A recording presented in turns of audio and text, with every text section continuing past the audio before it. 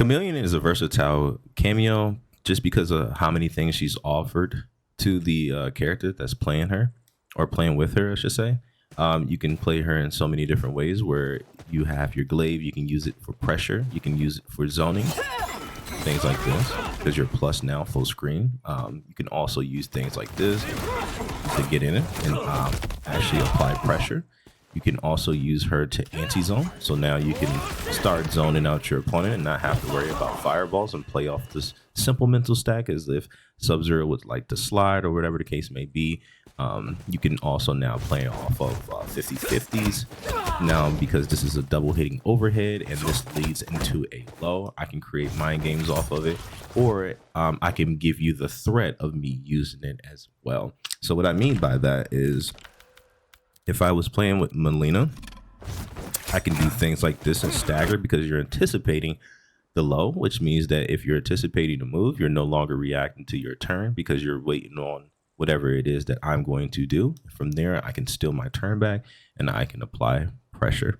Not only do each variant of Khameleon offers one move, you are offered multiple moves. For an example, we're going to start with Mileena. She has a ball roll, which combos. You can also use it on reversal. It is not invincible no more, but it's very quick still and can catch your opponent off guard. You also have glaives that you can throw in the air, or whatever you want to call Mileena's projectiles. You can throw those in the air. So these are really good for extending combos that don't really allow you to extend the combos. So like this ends this way. You cannot special cancel that into anything. So if I wanted to, I can call glaives right here. I haven't labbed this, but you can do things like that, obviously, and you can convert.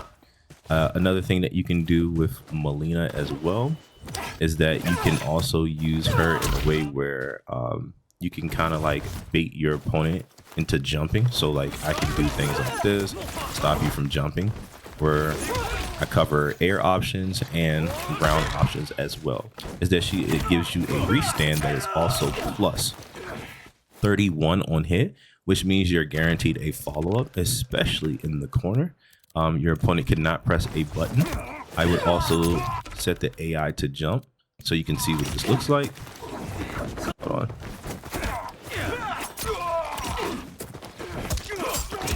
See how my opponent couldn't jump right there?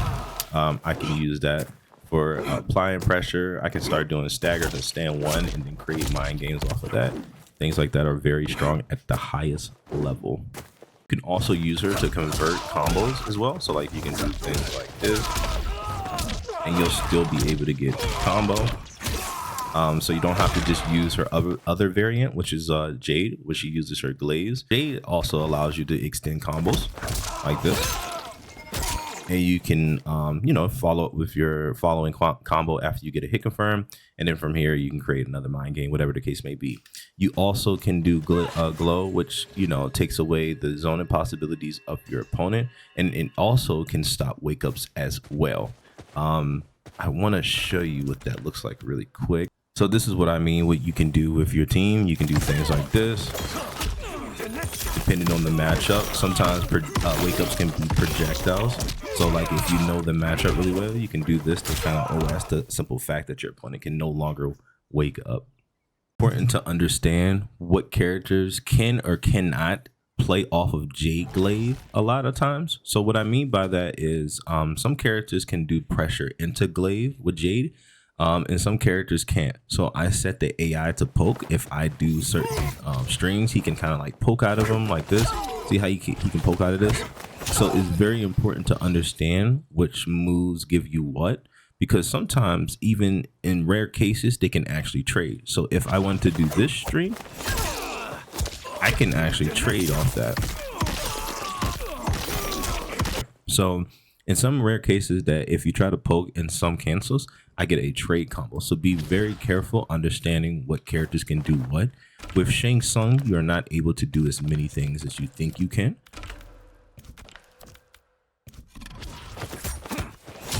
Okay, there we go. So, sorry about that. But if you see, I cannot poke out of most of my strings. So like if I did something like that, he can poke me out of that. Something like this, he can poke me out of it. This, he can poke me out of it. I believe this too.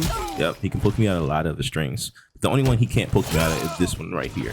So if you want to, you can utilize it like that. You can also use it at a range where they can't even poke, and you can bait them to poke, and then you can kind of like steal your turn back. And then you can also whiff punish them in the same sentence.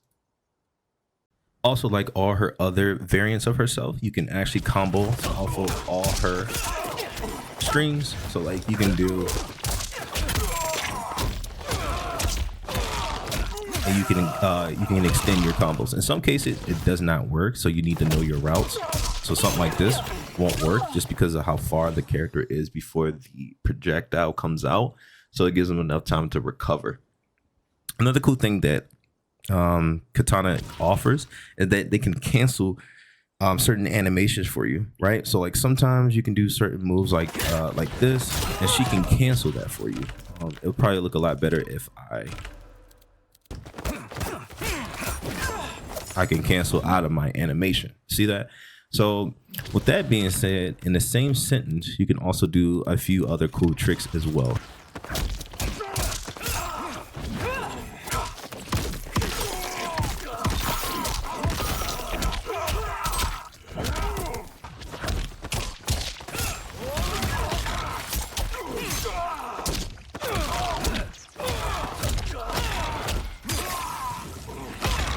Also, another thing to mention is that you're able to do a far or a short or even a medium toss, I guess you can say, right? So with this move, I can go far, I can go medium, or I can stay in place, which is like really short like that. So just keep that in mind, depending on what move or projectile or whatever combo that you're going for that has a little bit of hit stun, you can combo off these. And then again, like if you want to get in on your opponent, you can do things like this.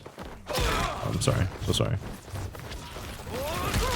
Now I'm in my opponent's face.